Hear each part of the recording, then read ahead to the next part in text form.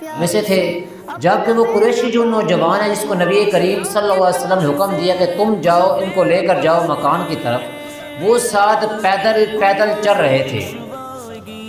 تو سیدنا وائل بن حجر سے کہا اس نوجوان نے، گرمی جناب بہت شدید ہے، اب تو میرے پاؤں اندر سے بھی جلنے لگ پڑے ہیں، آپ کرم نوازی کر کے مجھے اپنے پیچھے سوار کر لیں۔ سیدنا وائل بن حجر رضی اللہ تعالیٰ نے صاف انکار کر دیا، جناب میں آپ کو اپنے پیچھے سوار نہیں کروں گا۔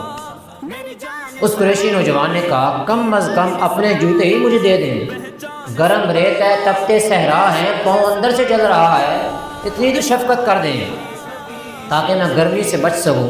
تو سیدنا وائل بن حجر نے کہا، تم ان لوگوں میں سے نہیں جو بادشاہوں کا لباس پہن سکے۔ اس قریشی نوجوان نے خاموشی رکھی۔ وہ کہا وائل بن حجر رضی اللہ تعالیٰ عنہ نے کہ تمہارے لیے یہی کافی ہے کہ تم میری اونٹنی کے ساتھ پیدل چلتے رہو۔ اس قریشی نوجوان نے یہ باتیں سن کر خوب تحمل کا مظاہرہ کیا۔ کیوں کیا؟ کیونکہ نبی کریم صلی اللہ علیہ وسلم کی دستگاہ سے اس کی تربیت ہوئی تھی، تو زبان سے کوئی جوابی کارروائی نہ کی۔ وقت گزرتا گیا، وقت ہمیشہ گزر جاتا، وہ قریشی نوجوان جو پورے ملک شام کا گورنر بن گیا۔